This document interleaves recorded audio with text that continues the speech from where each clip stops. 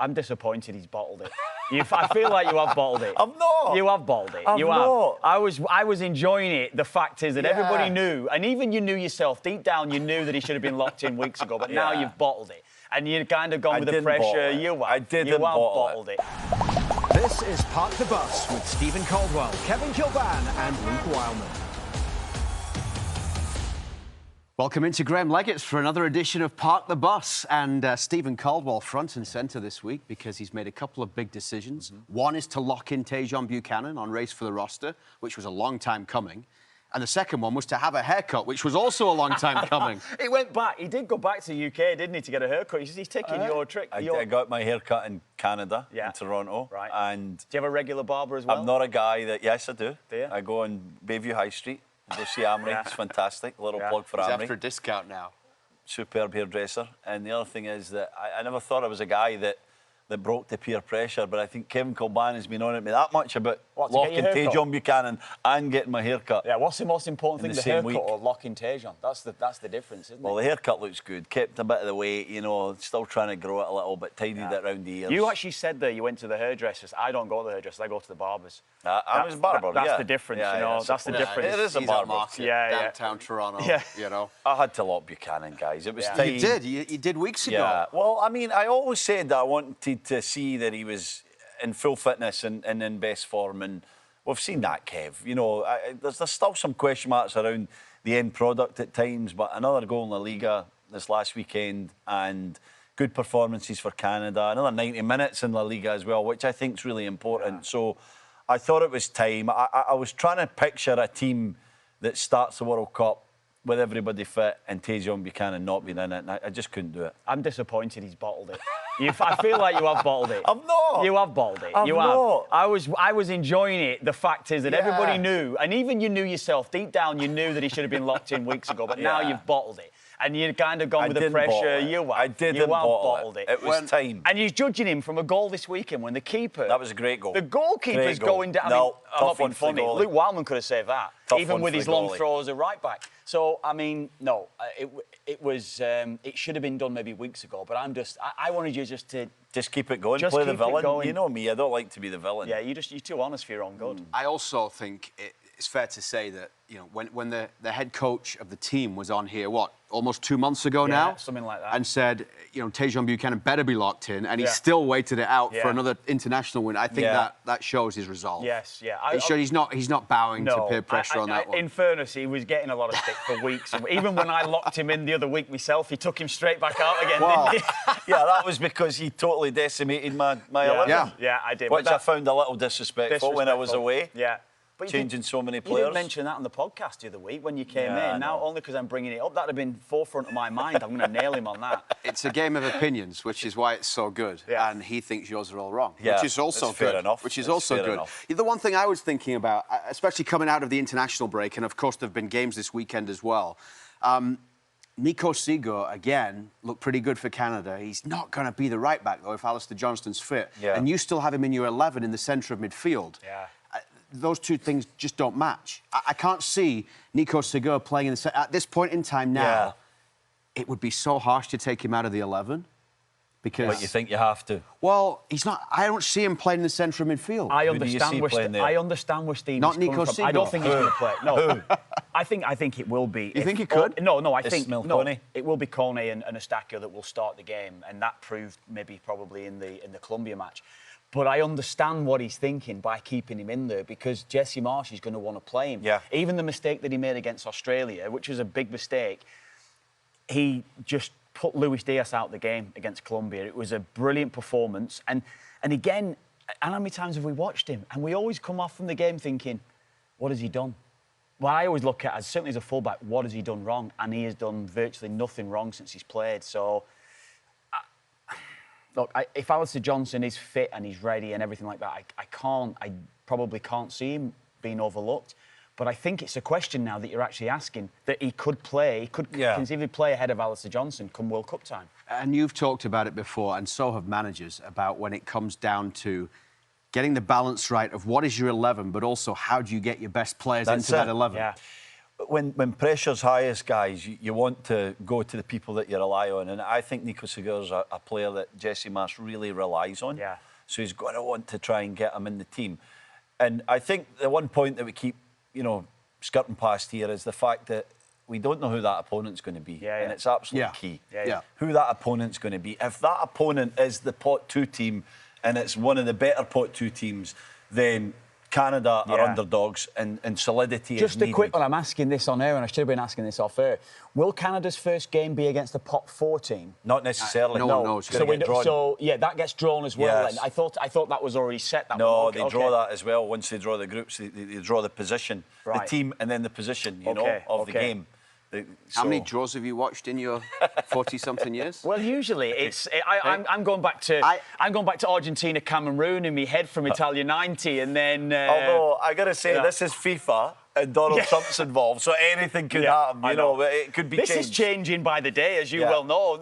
Yeah. Last week, it's still not been confirmed there's going to be a 26-man roster. We still don't fully know that. Now, all of a sudden, it could be 30. We've heard some rumbling. Listen, if there are two things, right?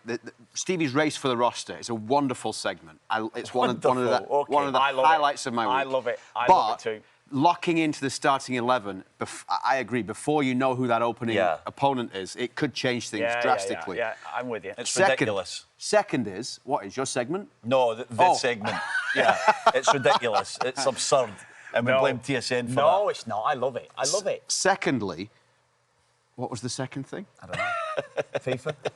No, I can't remember. Carry on. Yeah. No, it was race for the roster. No, if it goes up to 30 men. Yeah.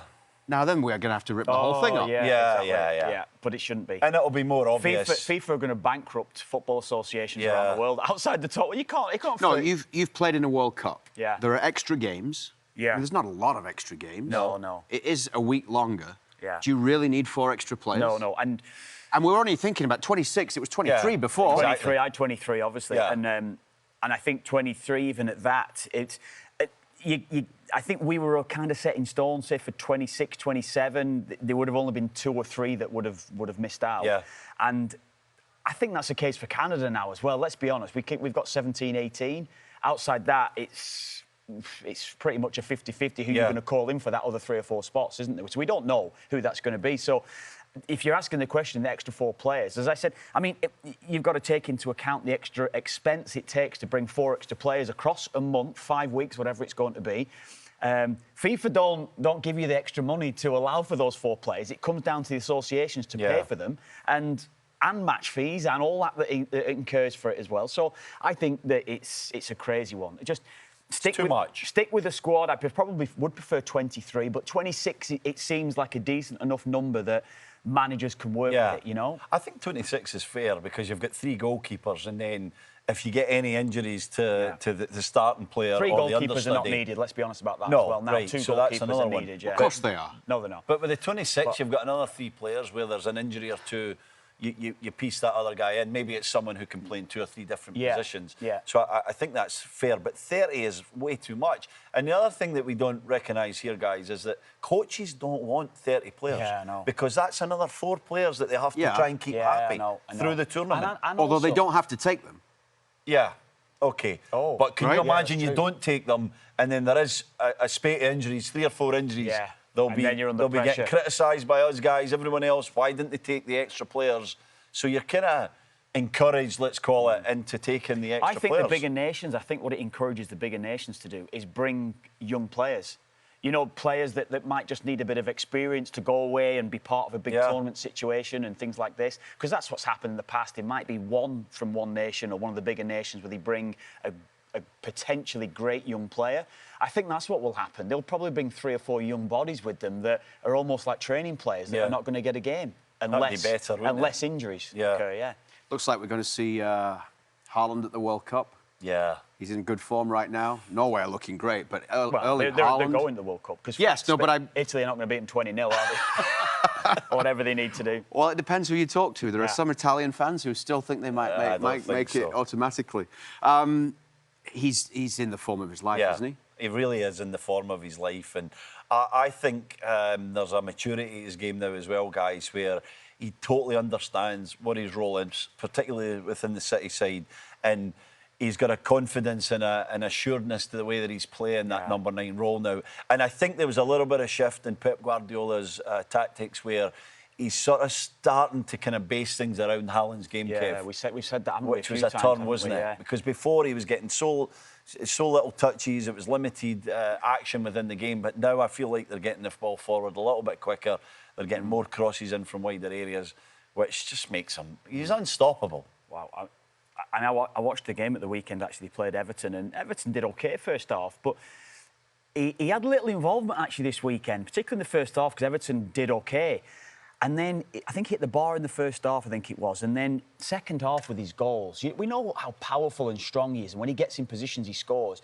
But I think he's actually added the headers now. Because you know what? We know he's 6'5" or whatever he is.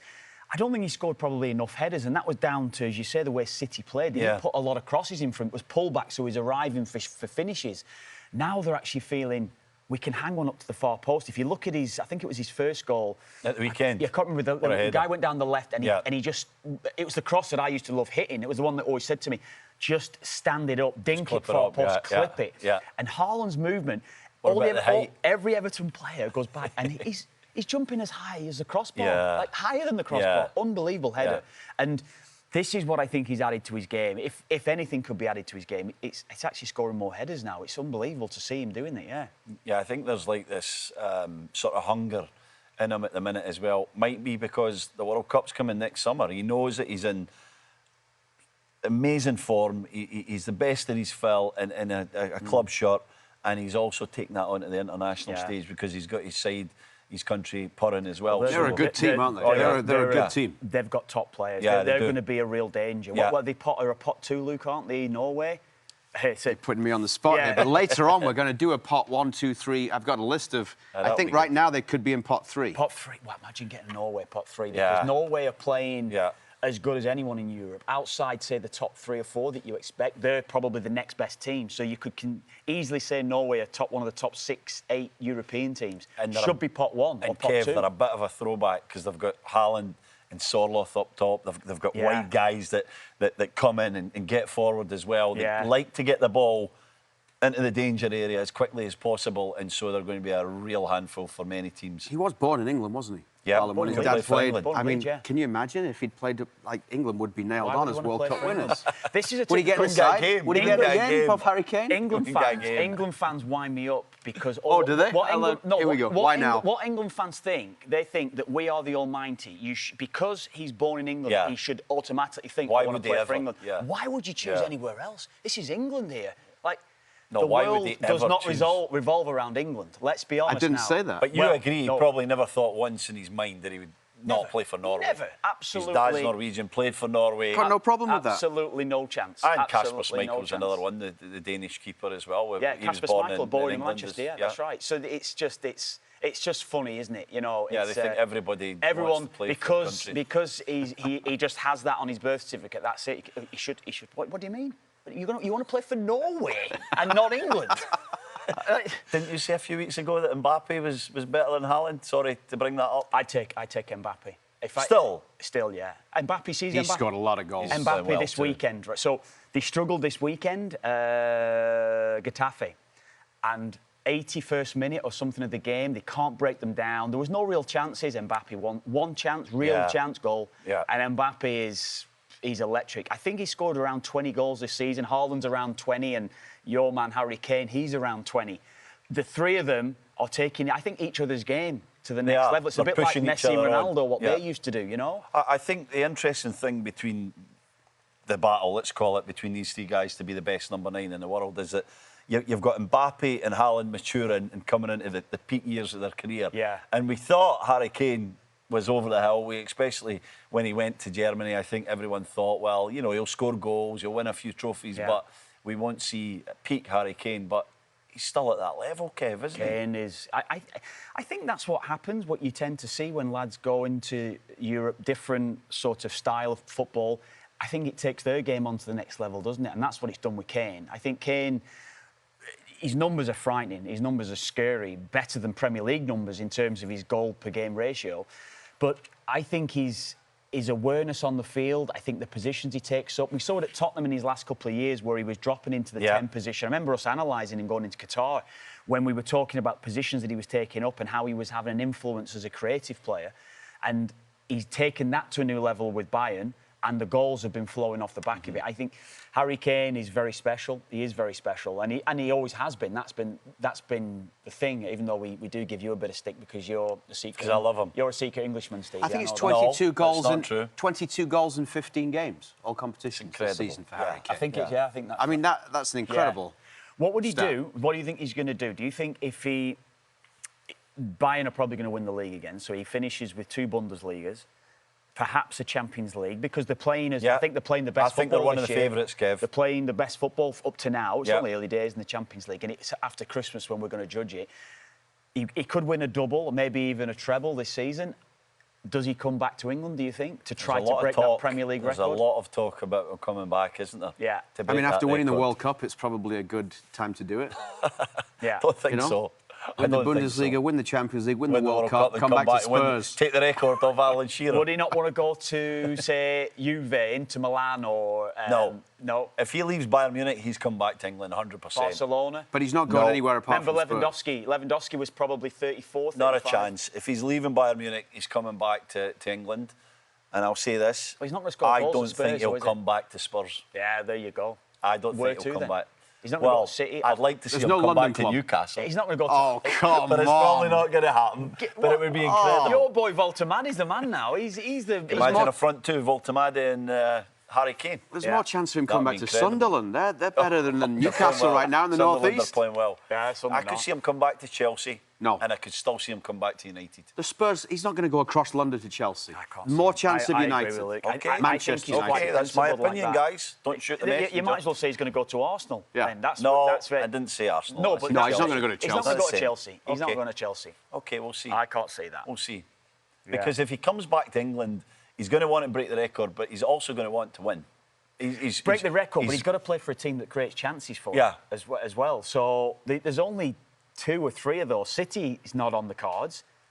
United, are they going to create chances for him? He's not going to go to United, I don't think. United not going to win the league in the next few years, I don't think. So, But would he come back to Spurs then? Or is you're just saying it's an emotional one? He's coming back for that reason?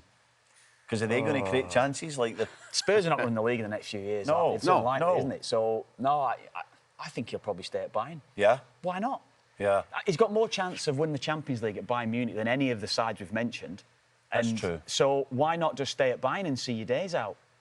Unless there's a move to one of the Spanish clubs, maybe Barca or whoever, I'd stay at Bayern if I was him. He's a family man. Yeah. And is his family missing London?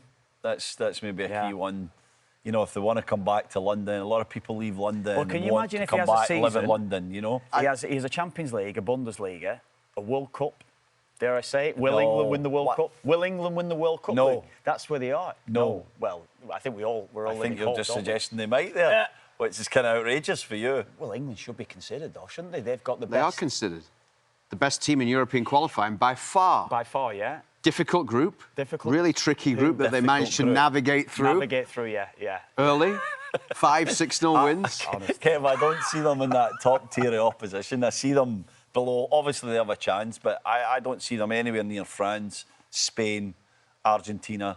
They for me, are Man for right man? up there. Are they not better than Argentina, man for man? Are they not as good as Spain, man for man? As France, man for man? But they've always been up there, man for man, we would say. Well, why But shouldn't never they be put the considered then? Because they never put the performances Yeah. together when it matters. The overrated English team, is that what it is? The only thing I would say is at least we know they're going to be there, which is more than we can say for you guys. That's true. Yeah. But can unfortunately. you imagine having all that money, all that might, all those players to pick from, and you still can't win a World Cup after all these years? You know, it's amazing. It really amazes me. You know, Yeah. we're like little old countries with a small pot of players, Get to pick there from, a and small pool of compete. players. Yeah. If we're in the studio for however many hours it's going to be on the day of the World Cup draw, I'm not Yeah. sure I can cope with this guy. No, listening to him say it, yeah. Hey? Especially with Ireland not even being anywhere close. I've got a question for you guys. We're going through 3 strikers there, and Kane, Mbappé, Haaland. We've got Lamine Yamal. Yeah.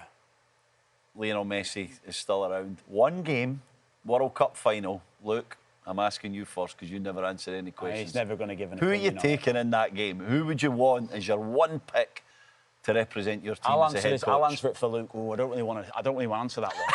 I don't really want to answer that. You know, Who are you taking?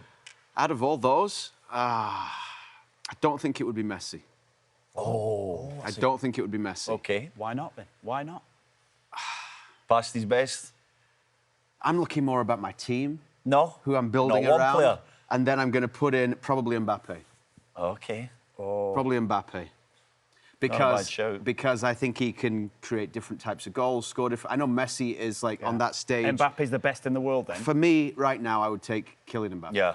Fair enough. Kev? I answered the question the other week on out of the three, who would you The take? strikers, yeah. The strikers. It was Haaland, Kane. Mbappé or Kane. Yeah, and I'll stick with that. I think Kane. Sorry, Mbappé, Kane. What am I on about? You really want to be English, don't you? You really want to be English. One off, Stevie. Uh-huh. Look, people would question the level that Messi's playing at, and yes, we know the MLS is not at the level of any of the level that those guys are playing week in, week out. But Messi still produces huge moments every time, and he might have 80 minutes in a game where he's so quiet. Mbappe's a bit like that, in fairness. He has long spells where he's quiet, and then he comes alive with magic. I'd take Messi. I'd still take Messi for the fear that he puts in opposition, how defensive teams have to organise their whole structure around stopping Messi, because they might have Rodrigo de Paul, or you might have Julio Alvarez, or whoever that you're looking at who are top-class players. You've still got to stop Messi in that team. You still have to come up with a game plan to stop him. And I think Messi still... He's going to have a big say in this World Cup. Right now, he's the best player in the world? Or just in a one-off game? In a one-off game. Yeah. No, I don't think he's the best player in the world. But if you're asking me right now... If you're asking me, if you'd World rather Cup take tomorrow, Mbappé in his prime, Right, Haaland in his prime, or a 39-year-old Messi... Yeah, it's Ireland you'd against take Messi. Scotland. It's Ireland against Scotland in the World Cup final. And Even Messi can't save Ireland. Hey, even Messi... You could have asking Messi me- and Mbappé and you got no chance. look, you know, and this might actually change what I'm going to say there, because no, the reason why that is, I don't think we'd have enough around us to get the ball to Messi. Yeah. Whereas Exactly. I think Mbappé. We can't think like that. It's a hypothetical question. But you've got to think about how your team's set Put up. Lionel Messi in England's team. I'm going long ball up top, so No. Messi's not going to get the No, ball. listen, My Long ball, team. of course he's going Yeah, right no, I'm going yeah. long ball. I'm going to have Billy Sharp in there, knock it down, and Mbappé runs in If you behind. What a front two that is. Billy Sharp and Kylian Mbappé. If you took Messi out of Argentina and put him into England, or put it, then I'd go Messi over Mbappé. But in a lesser team, Just done it. I just No, don't. but you got to assume you're in the... It's hypothetical, It's the World guys. Cup final. Guys, Yeah. listen, Got a good We're team. talking hypothetical. Argentina against France. Yeah. got a good team 'cause We're it's the talking final of two the World good Cup. teams. I It's a think, World Cup I think final. Messi would have a bigger impact than Kylian Mbappé. No doubt for me, No. Lionel Messi. No doubt I would choose Messi because of what he's done, what he's still capable of doing, I mean, the yeah, way he that did he look good finds against Nashville. space. Well, I get it. The opposition is low, and it's not necessarily going on what he does in terms of who he's playing against in MLS, but the fact that his motivation's still high, that he still finds the energy and the enthusiasm. His goals this weekend. Now, I know that you can question that Nashville. He scored are them not on the against level. anybody, Kev. Honest to God, his goal this weekend that he scored, where his first touch to take the ball in a tight area, then he does that movement where the ball's in the air and he's got the ability to still take it past you. Yeah, so it cuts it back. He chopped him. He chopped him with the ball is round his waist. Chopped it back, Then the took finish. it back onto his left foot, and then the finish. Finish is brilliant.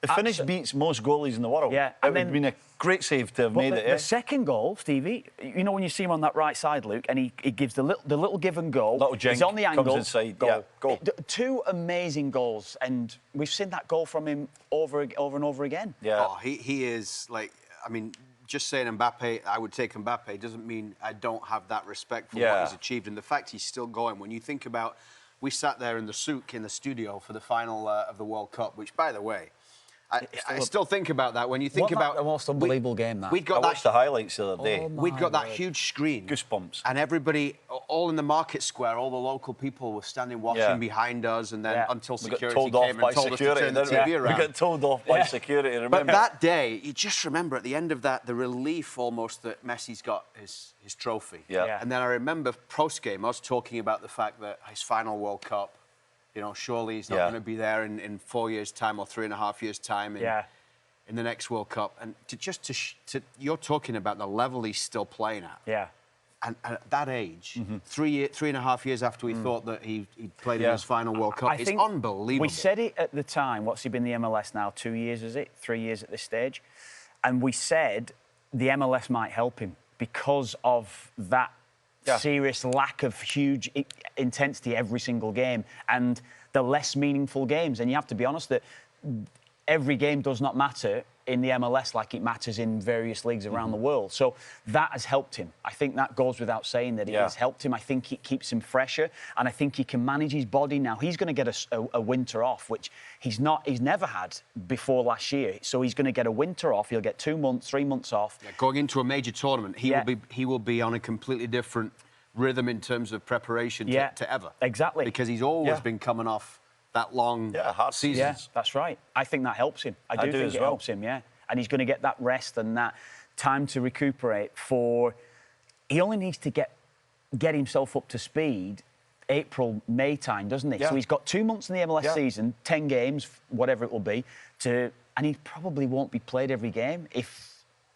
Inter Miami have got anything about them because he don't need to. Chooses as well. Yeah. He can pick and choose his games. Then all of a sudden, 3 or 4 weeks before the World Cup selections comes about, before you join up with camp, he has 2 or 3 games and he goes into the World Cup so fresh. That's a different Messi. I think the other thing that we haven't recognised is that he plays in a great side, and it's a side that went on and won their second Copa America in a row in 2024 the summer. So I think that gave him the impetus to say, I can go another 2 years here and we can achieve again. It would be unprecedented to go Copa World Cup. Yeah. Can you imagine? Yeah. And so I think the fact that everything's built around Messi and that he has this, you made great points here, Kev, around being able to rest and being able to pick and choose his schedule means that he, for me, is still 29 goals in 28 games. And countless assists. What was it? 16, 17 assists. Yeah, it was late 40s, the amount of goal contributions this season in Major League Soccer. It is incredible. And that's where you look at all the superstars have come over to the MLS. Yeah. And no one's been able to replicate what Messi's done. Nobody's been able to do that. Nowhere near close. All these huge names that have come over. So it shows where he is. And I know sometimes you look at the defending at times and you think, he might not. But he was doing that at Barcelona in his 20s, wasn't he? Against top-class defenders, what he was producing there. So it's only natural that even at his age and the drop-off in standard that's around him, he's still able to get somewhere near the levels that he was in the past. Another goal for Thomas Muller, though, this weekend. You talk about stars coming and getting the job done. Yeah. What's that, 7 now in the league? Another penalty. 7. Yep, when Brian White and Ryan Gold weren't on the field. Yeah. Well, do you remember I told you about Harry Kane? Harry Kane penalties don't... You said to me they all count, mate. So you can't have it one way for Harry Kane and then not another for Thomas Muller. He came in this morning and made a huge announcement about how he views the game, in his world view of the global game. Change, yeah. He's made a change. He's talking about putting Messi in his World Cup final side. But he's now removed Messi from the pedestal of being his greatest of all time. Yeah, Maradona. He's going with Diego Maradona instead of Lionel Messi. Diego Maradona is the greatest player of all time in my mind now. Okay. And there's a number of reasons why for that. I just watched the documentary that it came out 4 years. He's watched the documentary. The documentary's Some guy showed them in the highest light. And he looked really good in this documentary. Wait till the Messi documentary comes out. That'll be pretty good. Right, Scott McTominay documentary. Do you know what? He might be the greatest of all time. Scott McTominay. Right. That'd be an amazing documentary. Bearing in mind, you guys were too young. I watched Mexico '86, and it was the greatest individual performance ever in Mexico '86. When he cheated. When he cheated against When who? he cheated. Against who?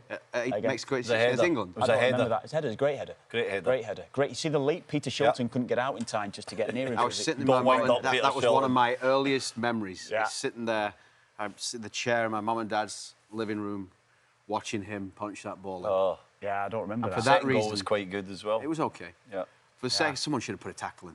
Hey, chop him down. Reedy should have tackled him. You need to watch his goal against Belgium in that game, in that World Cup. It's unbelievable. There was another goal that he scored. I can't remember now. Anyway, tell us why this documentary has changed your opinion. Right.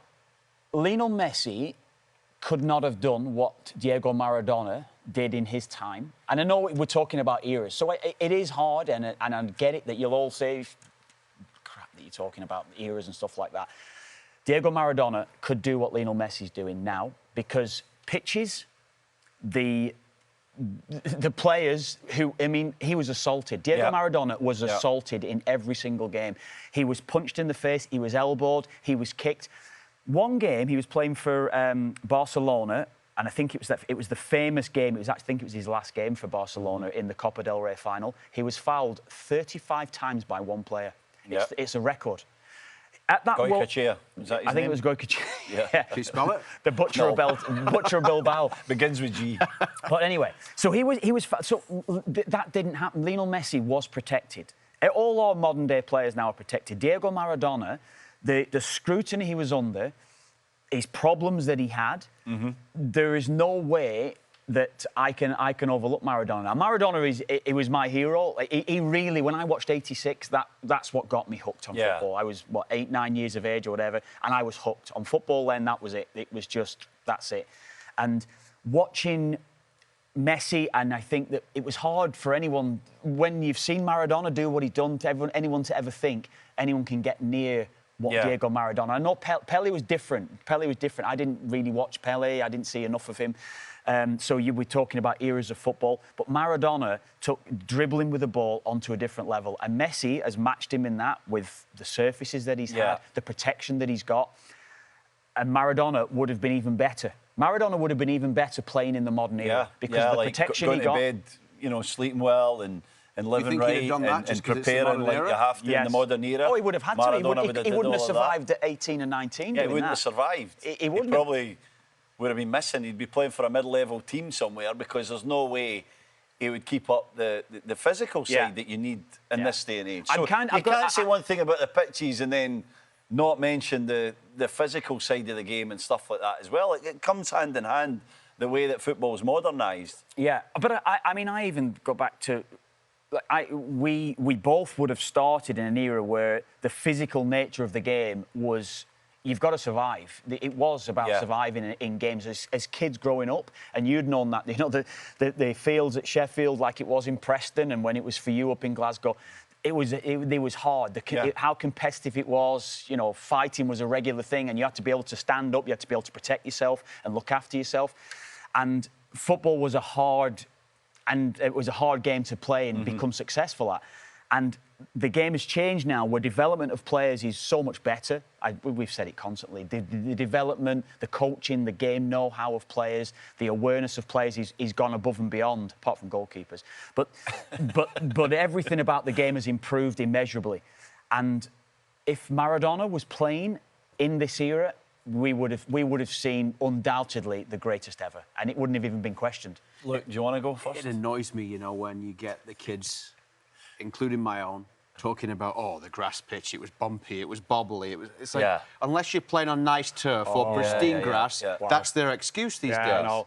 But do you remember you used to play on pitches as kids? Ash in Glasgow. You used to play on pitches. Grass. You'd have a slope that was about 12 foot from one side to the other. So it'd be 12 foot higher. You'd be kicking uphill in the second half into the wind. Big mud piles with water and standing water in the middle of them. And you'd try and pass the ball. It'd stop in a puddle. You'd be running, and then it'd be a 50-50 tackle into the puddle. Yeah. It was the glory days of football, wasn't it? That was a thing. I think I want to go first here on this Maradona analysis. Right, go on. So I love Maradona. Unbelievable player, great story, great character. But we're talking about a 4-year period here. I'll give you sort of 86 to 90. Diego Maradona was part of the 78 World Cup squad, Stevie. Sorry, 82 World Cup squad. He could have been part of... Yeah. So... How many games did he play? No, because he was about 17, and then he went to Barcelona. Yeah, so he played no games. He was there. Because Argentina always take a young player. It's still one of the greatest tragedies in Argentine football. That he didn't play. That he never played in 82. But he was there and he didn't play, right? Yeah. So he didn't play. And then he went to Barcelona and he was sent off. Oh, he was sent off in 82. You guys too young. Game. I think he was sent off. I think he was, so it never went well for him. That's because he was fouled 50 times Can in a we game. accept it never went well for him in 82? All right. Argentina didn't win the World Cup. And then he went to Barcelona and it was a tough time. Yeah. Who's the most foul player in World Cup history? Who's the most foul player? Diego Maradona. That was a good guess. It's not even. He's so about 50 ahead of anybody else. Let me finish my point. Go on. He probably had a 4-year period where he was outrageous, 86 World Cup, won it himself, pretty much. Then Napoli, the titles, the European win, was it UEFA Cup? They won in Napoli as well. Yeah. And then we'll give him 90 where he wasn't at his best, but he took a team to a final and almost won it. Yeah, he's played in Argentina, right? And then he gets that huge move to Barcelona, which was Barcelona was 83, was it? Something like that. Yeah, that'd be about right. Something like that. Maybe earlier. I think 82. I think 82, right after yeah. that World Cup. Yeah. I think. So he goes to Barcelona, who were signed. It was a world record fee at the time. Yeah. And he was just kicked off the park. Every single game he was kicked off the park. That culminated in that Copa del Rey final, where the famous pictures where he's doing karate kicks and kicking people in the chest, and it turned into a big brawl after the fight. Yeah. Because he'd been basically assaulted across seasons. So he had to leave. He leaves. He goes to Napoli. Napoli are a relegation-bound team. Terrible team. Like they are. They're nowhere near the level of Juve, Milan, and all those Italian sides. He then, over 2 seasons, takes Napoli to the title. They'd never won a title in their history. And this is when Serie A was the best league in the world. But you're confirming my point. It was a 4-year period. And this other guy, who's also Argentinian, longevity, this other guy who started at Barcelona. Diego Maradona played in Italia 90. He took Argentina to a World Cup final. He said that. Again. He said that. No, but again... 86 to 90. No, we're talking 82. He played in the World Cup in 82. No. But we can't say that he was the played best player in the USA world. 94. We can't say he was the best player in the world between 82 and 86. Right, so... We can say between 86 and 90. Do you know what it comes down to? We know talk about this, right? So we talk about... but can I just say this one last point? You know, we talk about... Everyone always gets so hell-bent on... Your last point, I've been told it's my last point here. Everyone, like when everyone talks about who's the greatest player ever or who's the best defender ever, or whatever it would be. And I'm talking about one game. So you talk about, like, you can have one season. You can have an amazing season and still be considered the best ever. Like, everyone always, like, Ireland's greatest ever player probably is Paul McGrath, one of. Doesn't even get mentioned in the Premier League 11. There's only been about 3 Premier League defenders that have won Player of the Year. Paul McGrath's one of them. I'd take Paul McGrath over John Terry any day of the week in a one-off game over virtually every Premier League defender that's considered the best ever. So this is what I'm talking about. You might have a great season and you can still be considered the best ever by having a great season. You're talking Maradona condensed down. No. You can't be the greatest of all time. Of all time. Season. You can. On one season. Because you're talking about is Lothar Matthäus in the top 5 of all time? Because he had the World Cup that was just out of this world. Midfielders, I think you could say that. He's not on the level of some of the other boys. Of course he is. I don't even need to argue my point here. Of course he is. I don't even want to go into Messi. I don't even need to go into Messi. No, it stays for itself. Good effort. Well, before the World Cup in Qatar, Messi hadn't won a World Cup, so he was still considered. So, lads. Look, and by the way, we never even mentioned Lamine Yamal, but we'll get to that probably at another time. And that discussion is well, he could be the greatest of all time. Maybe. He's had a great few weeks. Cristiano Ronaldo.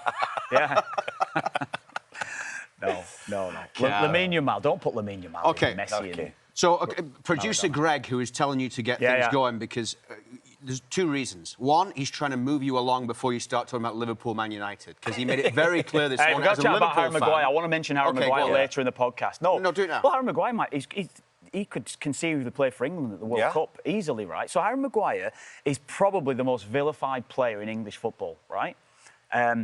Like, everyone watches Premier League football around the world, and everybody knows that Man United have been awful for 10 years and plus, whatever, since Alex Ferguson's left. And Harry Maguire has been the biggest scapegoat for Man United in the last 5-7 years, whatever it's going to be. Every time, he gets so much stick. And he gets stick for coming out and trying to justify bad performances. He gets stick for not saying anything. He's captain of Man United, so whatever he does, he's wrong. If ever there was a player that I was, so happy for in watching Liverpool Man United this week, and I watched the game, it was a great game of football to watch. A really good advert for Premier League football. A lot of chances, brilliant, both sides. Yeah, both sides. And Harry Maguire, big slab head. I mean, what a moment for him. I'm just so happy for him because football is hard. And we've played for teams, we've mentioned in the last few weeks about stick that you get from supporters and you're getting booed by your own fans.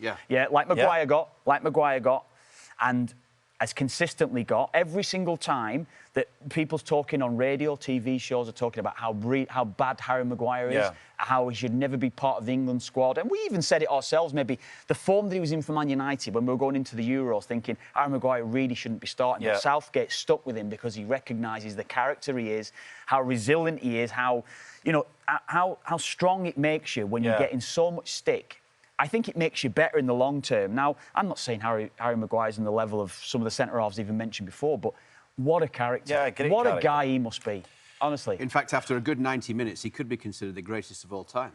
You know, if we're going on Kev's, Listen, have a good I'll fortnight. say and this, he's a great person, and he's a guy who is one of the top professionals that's come through for his generation. The way that he stays focused and does his job, I think he's undervalued as a player. We saw him for years for England be so consistent, and to Kev's point, the way that he got verbally abused in England throughout the years at Manchester United. He's playing for Manchester United. Yeah. There's not many people get to that level, guys, and stay there for, 7 years, I think he said in his post-match interview yesterday.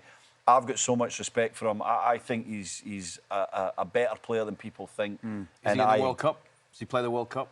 If I was England manager, he'd absolutely be at the World Cup and he'd likely be playing for me. Yeah, I'm not even joking, because you think about some of the centre-backs that they've got to choose from. When it comes to experience, when it comes to know-how, when it comes to tighter games where 11 get behind the ball, you're trying to break teams down. So it's not necessarily a transitional game, usually the knockout stages of World Cup. Harry Maguire's your man. That's the Englishman. What do you think? The Sheffield... He's a Sheffield boy. Yeah. I'm always behind Harry Maguire. Would you pick him for England? Still a long way to go. Right. Still a long way to go before the World Cup. He's got to play like... I think with the experiences, you probably would put him in the squad. I don't know if it'll happen, though. Yeah. No, I don't think he had been happen. out of the United side. He's been a bit in and out this season as it was, but he comes back in for the big game over the weekend. And I don't know, And he's playing in a 3 for United, which England won't pick under Thomas Tuchel, I don't think. That's right. I think that goes against him. I think the way that the games will go at the World Cup, he could get exposed. So I just admire him, regardless of whether he goes to the World Cup or not. I just admire him. Kev. I was pleased that he had his moment. Yeah. OK, so we're getting closer to the World Cup draw, and with every international window, teams get moved around in terms of the FIFA rankings, which I know you admire so much. You love the FIFA rankings and how they reflect everything so superbly. Yeah. But that's what the pots are based on. Yeah. So there is still some movement that will come after the next window before we know all the pots. When the draw comes in DC in early December, we'll still not know everybody that's qualified because of the playoffs as well. So, and there are still teams that have got to book their places. So this is a very early look at potential scenarios for Canada in terms of who they could get. And we've been given some examples here. And just before we get there... How many teams have got qualified now, Luke? Have we got 28? 1, 2, 3, 4, 5, 28. 28 qualifiers, yeah. So, and the other thing this time is that makes it very different in terms of pot 1 is that you have 3 teams in there as the 3 hosts. Yeah. Mexico, Canada, US, that would not have been in pot 1. Yeah, agree. So that then moves down. Teams like, Germany just jumped up with the last one into they're pot, on the border. But they're on the border of Netherlands are the same, aren't they? Germany, Croatia, Morocco, between pot 1, pot 2. Yeah. But, if you got a team like Germany as a pot 2 team, you could get a horrendous group. Horrendous. If you think about what else could happen with the likes of a Norway in pot 3. Yeah. We talked about them. Italy potentially in pot 4 if they make pot it. 3, I'm looking at down there, Luke, in front of you. There's some... Someone's written in here. Games. Someone's written in here Scotland in pot 4. Scotland. Yeah, Scotland. Oh no, Scotland won't be in. Will they be in pot 4 because they're going to win their group? They won't be in pot 4. They won't be there. They're going to win the pot group. 5, They're going to win the group, aren't they? They're going to win the group. How are they going to win the group? They'll still be in pot 4 based on the rankings. Right. So draw with Israel away. Yeah. Well capable of that. Probably even beat them, and then beat Denmark at Hampden Park. That's potentially... Israel will be neutral. What's their ranking? Israel will be neutral. Listen, you're the king of one-off things, so in a one-off game between Denmark and Scotland, can they win at Hampden? 50,000 there. Yeah. Tartan Army. I'll be back in Scotland all day long. I'll be with you. I'll be with you. So Scotland are 38, so apparently they would be pot 3.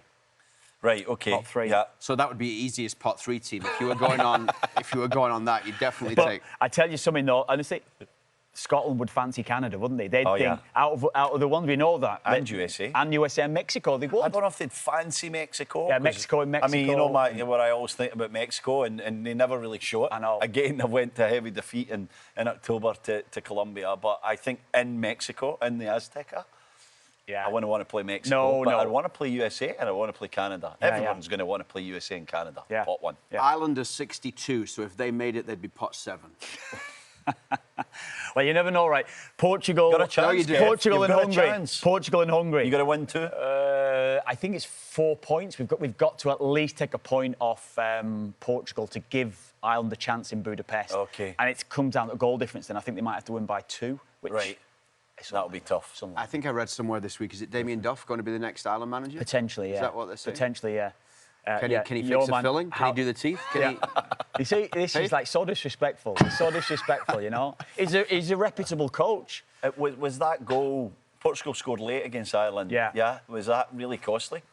More so the Hungary equaliser in Portugal. They equalised Szoboszlai in the 93rd minute or something. Yeah, what was it? Tapping. So that's the one that's kind of killed them. That they're now chasing. They have to get something against Portugal at home. You have to say that experiencing an Ireland game on a group chat with Kev. Oh, it's great, isn't it? Quite something. No, I'll tell you it's why. Quite something. Because it goes from it's rolling hope to despair, back to hope, a little bit of despair. In 3 minutes against Hungary, the World Cup was over in 10 minutes. And it always ends with a picture that we're sent of him with a pint of Guinness on the table, whether it's celebratory or because he's trying to... Oh, man. Yeah. OK, they break me heart. So anyway. just a couple of examples here of what, just to put on people's radar, what it could look like for Canada. We've got to do this in more detail, actually, at some point. We should do an actual draw. When we know which all the teams are, we'll do a mock. We need someone. We need a bag with all the balls. Are you going to be the judicator and then Stevie? We need a proper. We'll get Statman Joe. Statman Joe. He's coming on in a few minutes. He's doing a quiz. Fantastic. Oh, wow. He's doing a quiz. So maybe we can get if he bothers to come into the studio, right, instead of being on his mountain in Hamilton. Statman Joe can come in. He can be the holder of the bag of the balls. Right, I like it. And then we can have maybe we'll do it, or maybe some special guest can pick out. Yeah, that'd be great. You know? Yeah. Oh, I'm well up for that. We'll do a fake pretend World Cup draw. But okay, here. So with the proviso that we don't know yet everybody that's in. Yeah. We don't know yet which pots they might be in. But it's good fun anyway. And we also don't know the rules. Yeah. There could be some different rules about how many... Basically, we're just making this up. We're just making it up, but why not? But don't forget, Donald Trump might make up different rules as well. He might just hijack the draw. So I mean, they could say only one team from this confederation, one team, or whatever. So one of the potentially toughest draws that Canada could get, based on these pots that we've got here, which are all made up, are Canada pot 1, Colombia pot 2, Norway pot 3, Italy pot 4. Oh, wow. Oh, that's horrible. Can you imagine that? No. Oh, that would be disaster. Well, Canada give themselves the good chance. I wouldn't say it is a great chance, I suppose, because they are a pot 1 side. The great chance of getting out. They get a scenario like that. They go to probably 4th favourites in the group, don't they?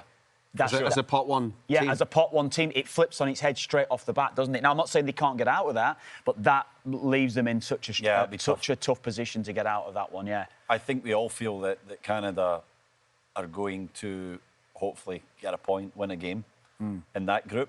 There's a scenario where they don't get a point. A scenario, Stevie, of a pot 3 or a 4 side. I mean, there's some, we've already mentioned some of the pot 3 sides anyway. Outside Norway, it's tough. But they've got to take a win out of one of those 3 or 4 pots. 4 points probably from those. Those 2 teams gets them out. Then pot 2 doesn't really matter, I suppose. So they've got to get 4 points from that. If you were taking one, I mean, one of the easiest, one of the examples here was pot 2 Australia, pot 3 South Africa, pot 4 New Zealand. But I mean, some of the pot 2 teams maybe, depending who else you've got in the group. Canada, we saw them against Australia. We know what Australia will do. Would you rather have them play against Denmark? I'd take Denmark or Switzerland or pot 2. Uzbekistan pot 3, 100%. If you've not got another of those AFC teams. And I would take Jordan in pot 4 ahead in New Zealand. Well, I'm looking at it there just down. I'm looking at, and I'm thinking like 2 of them. But Denmark, you would take. Denmark are not the side they were 5 years ago, so I'd take Denmark, and I would take probably Qatar.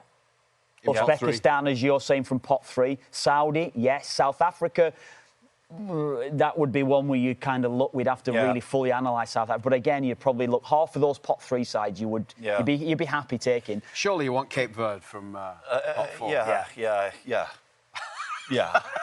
I forgot about them. Okay. Definitely. I'm going to say something a bit absurd, guys, but I don't think Canada necessarily want a really easy pot 2, pot 3, pot 4. I think some kind of balance where... Because what I'm trying to say is, like, you play Australia and you think, oh, Canada will win. We'll all be saying Canada Yeah. will win. The country will be, oh, that's 3 points, you know. And I think it's going to be a really difficult game against the type of side that are going to sit in, and Canada don't like to play against. What do you want to do? Do you want the very good pot two side first, or do you want to take the winnable game first to say? Yeah. Do you know what I mean? I think you'd just off Winnable the head. game? I think the winnable game to start to get you going. I agree. And then Give you the confidence. You could defend a bit more against the pot two side. You don't think if it would be a little bit of a letdown? Nothing against them, and it's a great story. But if we, from December the 5th, were building up 6 months to Canada v Cape Verde at BMO Field, You can look at it 2 ways. I'm with you. it's not exactly. It's not glamour, but it is that first win that you would be saying it sets Canada up to get to knockout. As long as they get it. Well, exactly. Yeah. But we would be saying, can you imagine what if a start, can you you win imagine the if game, it's like get a a few Guatemala goals. game, a Guatemala game like that? You know, Cape Verde will do exactly the same as what Guatemala or El Salvador, like we saw at Gold Cup. That's going to be the scenario that it wouldn't exactly entice the nation to go and watch. That's kind of the point I'm trying to make. If they get this really easy group where it's these teams that everyone expects Canada to beat and they're not exactly glamour games, it'll be a little bit underwhelming. I'd like to see at least one or two of the teams be decent, and be glamorous. If Germany were to fall down into pot two, imagine if it was Germany. Now, fair enough, Germany could beat them and will be heavy favourites for the game, Germany, but you'd rather a Germany big game at BMO to open up. Can you imagine Canada-Germany as opposed to Canada-Iran? Yeah. You know, that's what you're looking at, the scenario. Pot two could be Croatia. Rematch. I'd take and Croatia. they were blown away, by the way. They were. In Qatar. Yeah. How much different would that match be this time around? I think Canada could beat 3.5 years now. on. Well, it'd be better if Croatia don't have the motivation that they got in Qatar as well, but John Edmund's comments, there's a start. But do you think that really played in? Yes, definitely. definitely. They said as soon as he finished, I remember, who was the striker? I think it more now than ever, Kev, the Leicester striker when we said that scored at the in the game. He was playing for Leicester. He plays at Hoffenheim. Kramaric, Kramaric said first thing in his interview came out and said that was our motivation. It's John Herdman, thank you very much. Well, you have to remember that Croatia played that really poor first game against Morocco. We didn't know how good Morocco were going to be, but they were so poor in that match, and they needed something to light the fire. And then go down 1-0 in the game. Yeah, you know, I know. When Alphonso Davies scores the goal, and but you take them. You take them, and now I would. Then we all knew how good Croatia were. Croatia are not at the level they were 4 years ago, and I know they're going well in qualification, and they still have Modric, and they still have Perisic, and they still have these top class players. Yeah, but I would take them. I don't think they have the energy that they had then as well. I think Canada's pace could seriously hurt them. Semi-finalists in 22. Croatia and Morocco, of course, who were in Canada's group. And finalists in 18. Let's flip it the other way around, and I already know now. What are we, 6 weeks away from the draw? The amount of time I'm going to waste, I apologise to everyone at home, on the draw simulators that there are going to be. Okay. You know how when you keep going, hit it, see all these different groups, who's just go, I'll take that one, maybe not this one. If you were a pot two team, maybe, or even pot three, of all those pot one teams, does everybody want Canada? Yeah. So absolutely. Everybody wants to get Canada from pot one. And going to Stevie's point, I think probably the worst team in pot one are actually Mexico. Right. Maybe US, actually, because I think Mexico got destroyed by Colombia. Yeah. But Mexico, in a home World Cup game at the Azteca, that's a different animal altogether. So that puts the other sides off straight off. So I think if you're looking at it on talent-wise, I think Canada are better than Mexico. Man for man, I think Canada are. But Mexico will bring the supporters, and Canada won't have that same sort of atmosphere as it will be at the Azteca in Mexico. I think Canada are better than both USA and Mexico. I think so. I just think, we saw how USA did with much less quality players in '94 when they were at home. Yeah. They're going to be in LA, they're going to be in SoFi, there's going to be, 80,000 there. Yeah. It's going to be electric, as is Azteca.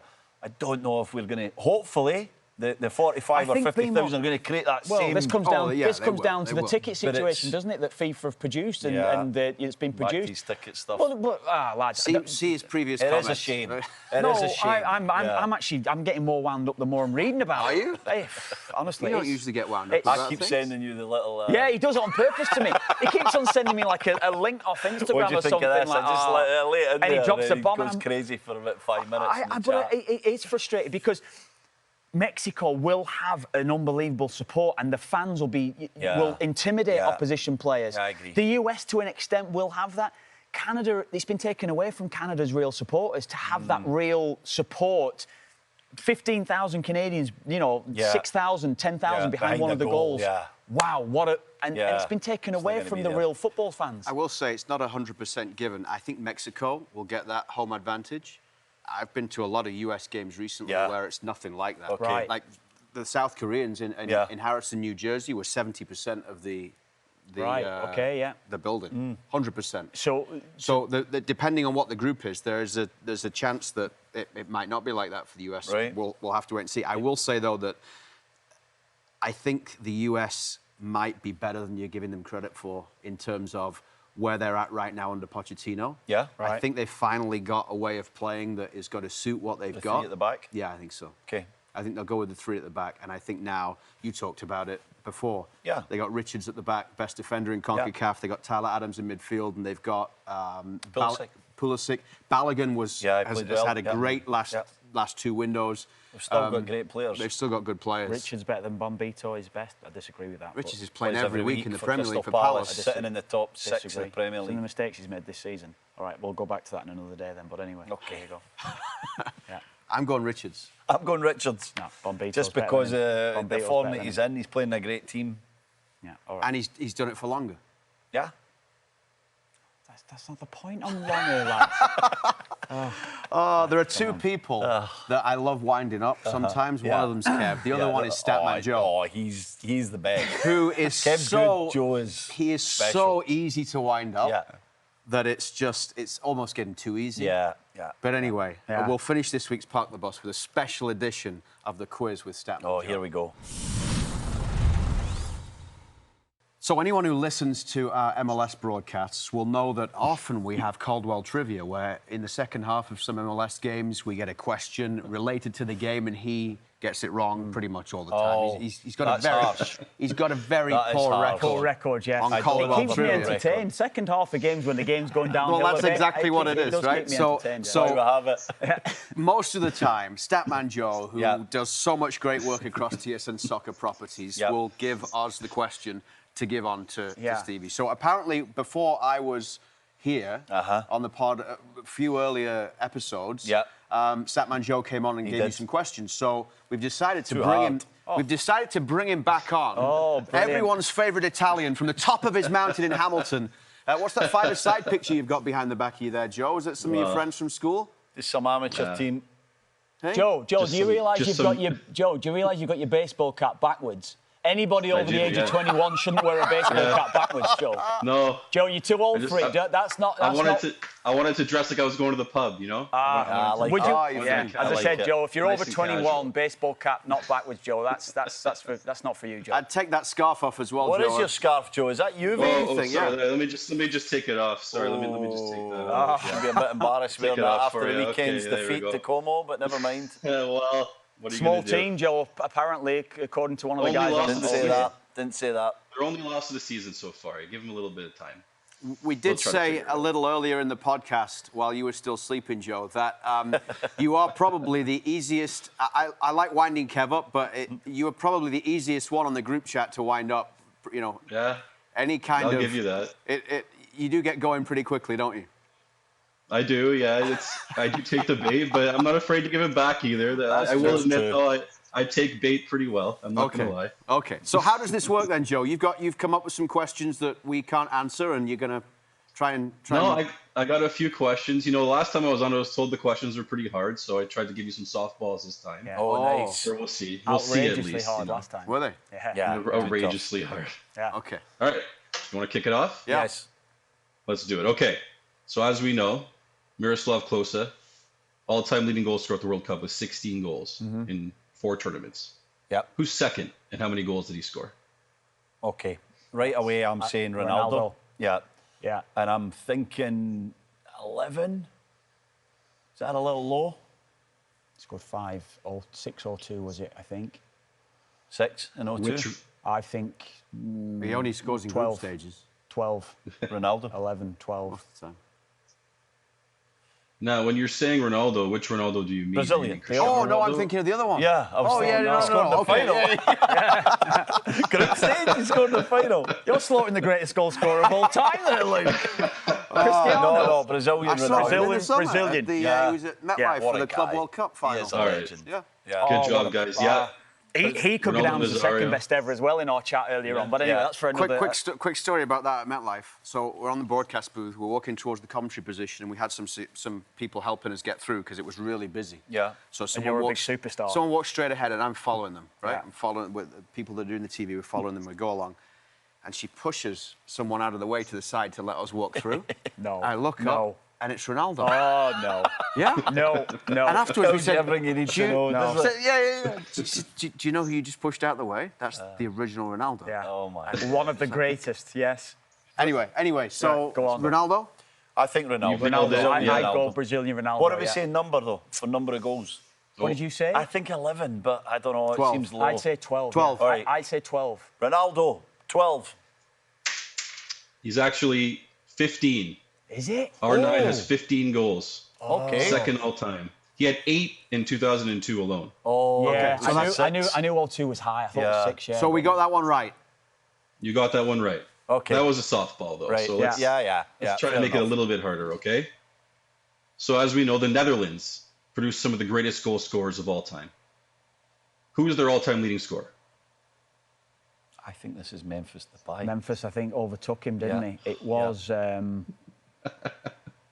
Who was it? Memphis just got it recently. Yeah. Yeah, he got it recently. Okay, I'll go with you guys because I'm not. Yeah, I think it's Who Memphis. did he overtake, No. though? Let's try and get this. No. No, keep going. We Keep didn't going. give the answer yet, Joe. Pipe down. I haven't. Who could it be? Not Van Basten. Didn't play enough. Yeah. No. With the Van injuries. Basten, that goal at Euros, Oh, though. brilliant. Every time you mention his name. So good. I think it's Van Nistelrooy. I think Van Yeah. Nistelrooy was the one he overtook. I think. Yeah. I can't. I think it was Van Nistelrooy. Yeah. Yeah. So we want to go. So we're going Memphis Depay. Memphis. Yeah. Okay, we're saying Memphis Depay. You nailed. Honestly, I thought this would stump you more, but yes, Memphis Depay, 54 goals, just overtook Robin van Persie. He had 50. Oh, Van Persie, we not should Van have got Nistelrooy. Van Persie. But anyway, we got the answer. Yeah, that's good. But And Nistelrooy, we should have known 35. Third all time for them is Huntelaar with 42. So oh wow. Wow. Scored the greatest World Cup goal ever in Qatar. The Van best moment. Van Nistelrooy was, and I mentioned this to you guys earlier, as I was driving in listening to Talk Sport, he was one of the answers that they had on there. Everyone could phone in or message in with Yeah. footballers that are like fish. And it was Ruud van Nistelrooy was one of them. But Claude Macrelele was one of my favourites, as was Jeremy Shrimpong. It was stupid things, but Stupid it was humour, but was great. made you Yeah. giggle. it was and amazing. Yeah. It was amazing. Okay, next, Joe. We're 2 for 2, by the way. you are 2 for 2. How many have we You know got? what? One more. Oh, This is the last okay, good. Come on then, Okay. Joe. Get House. full record. One. All right. A World Cup champion has been knocked out in the following tournament in the group stage 6 times, but it's only happened multiple times to one team. Who was it? A World Cup champion that didn't get out of the group as the defending following champion. tournament. And Yeah. it happened to Yeah. one team Well, twice. Do you know Yes. Could be his these boys? boys. His Yeah. boys. Those boys behind you? Yeah. It's gonna be. I'd say one of them. No, he wouldn't give us a question where that was the answer. Well, he might try and get us with that. Did they get out in 10 after all 6? I don't know. I think they might have done. They were in England's group. They've got to Yeah. qualify. Played They've got to England. qualify Yeah. to get They knocked got out. out. Yeah. They got out Here we England go. that group. I That think was they South did. Africa, yeah. No, Brazil. Brazil 14. 14 was Oh, no, Brazil, South yeah. Africa, yeah, 10. Yeah. I think you're right, he did. It's South Africa. They didn't get out in South But Africa. then we got to find. So one of them's another one. Italy. One of them is definitely. No, twice. To get knocked out A twice team as that's knocked defending out champions. twice. Oh. So we got to find the team that have. France didn't get There's out only one. of. There's one team that, as defending champions. Sorry, I thought it was two teams times. didn't get out. Right, okay, so it's twice. All right, So sorry. it's one team. So it's not consecutive World Cups because they've won the World Cup Yeah. twice and then not got out of the group. And a good Italy, clue. Italy won 82. Did they get out? it's a nation 86? that's They won must a tournament Yeah, they did get out in multiple times. 86. They were good in 86, I think. I'm trying to think of the teams that didn't make it out of the group in their next tournament for winning recently. Yeah. Spain did they? In 14? But they only Germany? won it once. Did Germany... That's right, yeah. Germany. We've got to think about multiple winners, guys. That's where we need to go first. Brazil have never done it. No. Germany. Uruguay. Did Uruguay win it twice early? And then, I don't know. I don't really know the story with Uruguay, to be honest with you. When did Germany win? Germany won in 90 and they won in 14. In 14. They didn't do well in 18, did they? So did Could be Germany Germany. do well in Wasn't 94? 18? 94, I think they struggled as well. I think we might have it. Oh, Germany. Hold on. No. I said hold on. Okay. It's not Germany. Why? He said no. Yeah. Well, we got to think about who's won the World Cup multiple times, right? Let's go there. Argentina. England haven't. Brazil have. Germany have. Yeah, it's got to be the Italians. Then, They're putting a hasn't clock on. It's got to be the Italians then, no? We're going to say Italy. It's got to be because I don't remember. They've won it multiple times. Argentina, they won it 86, 78. And Argentina definitely got out. They got to the final in 90. So No. No, It's not okay. them. Italy. Go on, look. You can say No, I don't I'm getting it know. wrong. Yeah. No, I'm not. Okay, Italy. We're going to go for Italy, Joe.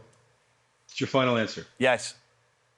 Germany. You're right. Oh, it's That was our initial answer, to be fair. It had to be Italy the won Italians. in 1938. There wasn't another World Cup until 1950, and they Right. did not qualify to the group stage in So 1950. that was And almost a obviously, trick question. 2006. It was almost a trick question. I didn't think you guys. I knew they would didn't go get there, out in but 10, yeah. And to be honest, I didn't think he would put that in I because know, it's I not didn't. a good one I know, for his... I know. And you maybe country. pointed out they've got to qualify for the World Just Cup having fun actually with you to guys, win you know? it as well. Yeah, So exactly. you know, they're struggling in that department. Joe, good job with those questions. I want to give you 30 seconds to tell us why Italy will make the World Cup. Well, I think they're flying under Gattuso, so I think that's good news. We'll see what happens through the playoff. I do think it's kind of weird that if you lose one game, you have to go through a playoff, but that's a whole other conversation for a different time. But Got a point, though. Got a point. Watered down. I really qualification. think that Gattuso's got them playing. I think they fear for their life under Gattuso, to be honest, because I think if they don't do well, he's just gonna. There's reports of him smacking them in the back of the head. So we'll see if they keep going because of that. But we'll see. They won I think Euro they can- I think they 2020, can do it, Joe. though. Can they win the World Cup as a This surprise one, package Euro if they get 2020. there? Can they win the World Cup? Of course they can. How can you count them out? Four-time champions. And on that Impossible note, to you count can them go out. back What to is he doing whatever you're saying? doing, Joe. This is why we don't have you on so often. Making it takes. You're right. England, Scotland, or Ireland, and definitely win the World Cup. Enjoy the rest of your day, Joe. Thank you. Dress up next time, Joe, please. Take care, good. Thank you. Joe Del Busso, Take Hamilton's resident Juve and Italy fan on Park the Bus. Yes. Good little quiz. He always Yeah. gets you thinking, doesn't he? Yeah, I know. We messed up just for the shout there, but our initial instinct was Yeah, Italy. we thought Italy. Yeah. It was Oh, Italy. we got all wasn't three it? right? Yeah, we're good. We got all three right. Yeah. We'll take that. And we'll be back next week with another Park the Bus. Thanks, Brilliant. guys. Thank you. This is Park the Bus with Stephen Caldwell, Kevin Kilbane and Luke Wileman.